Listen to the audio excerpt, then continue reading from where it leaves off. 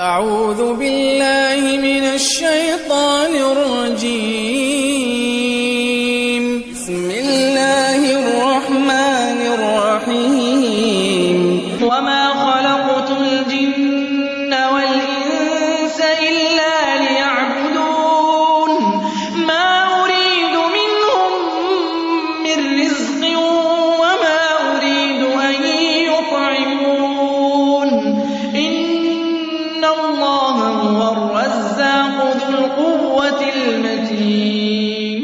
پیش خدمت ہے شرح کتاب التوحید لفضیلۃ الشیخ عبداللہ ناصر رحمانی حافظہ اللہ. وعن أبي سعيد الخدري رضي الله عنه أن النبي صلى الله عليه وسلم قال: قال موسى: يا رب علمني شيئا أذكرك وأدعوك به. قال: قل يا موسى لا إله إلا الله. قال: يا رب كل عبادك يقولون هذا. قال: يا موسى لو أن السماوات السبع وعامرهن غيري والأرضين السبع في كفة ولا إله إلا الله في كفة مالت بهن لا إله إلا الله.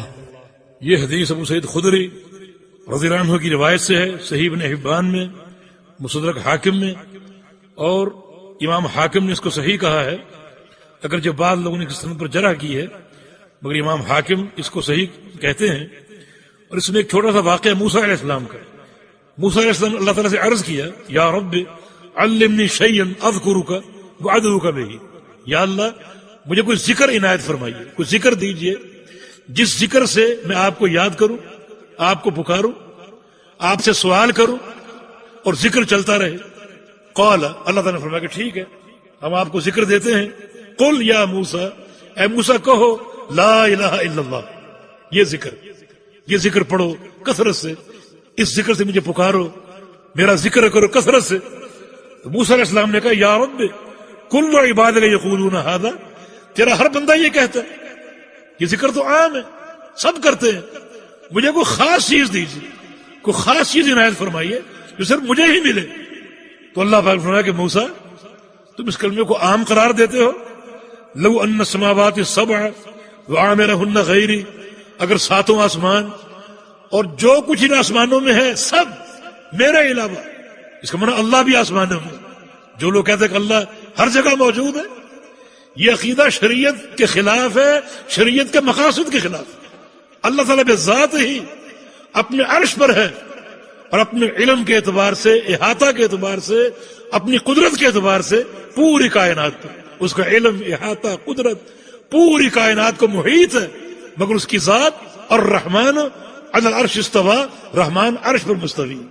یہ اس کی شان ہے، یہ اس کا مقام ہے کہ وہ سب سے اوپر اور سب سے بلندی پر ہے اپنی ذات کے اعتبار سے.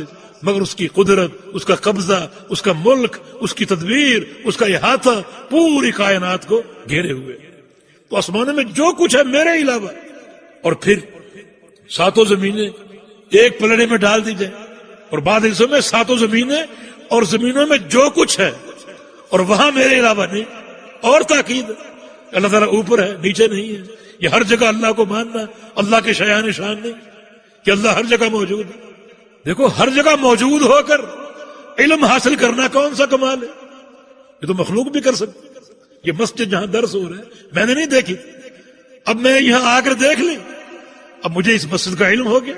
کتنے ستون ہیں، کیسی چھت ہے اور کیسی صفحے ہیں. تو یہاں پہنچ کر علم تو میں بھی لے سکتا ہوں، آپ بھی لے سکتے ہیں.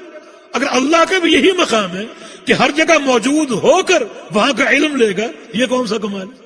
کمال تو یہ ہے کہ عرش پر مستوی ہے، سب سے اوپر، انتہائی بلندی پر، جس علوم کا اندازہ ہی نہیں، اور پوری کائنات کے ایک ایک ذرے سے واقف ہے اور جانتا ہے. لا يخفى عليه شيء في الارض ولا في السماء. ساتوں آسمانوں اور زمینوں میں اس سے ایک ذرہ بھی پوشیدہ نہیں. یہ کمال. فرمایا کہ اگر ساتوں آسمان اور جو کچھ آسمانوں میں سب میرے علاوہ، اور ساتوں زمینیں اور جو کچھ زمینوں میں سب ترازو کے ایک پلڑے میں ڈال دو اور لا الہ الا اللہ ایک پلڑے میں ڈال دو، تو مالت بہن لا الہ الا اللہ، تو لا الہ الا اللہ کا پلڑا بھاری ہوگا.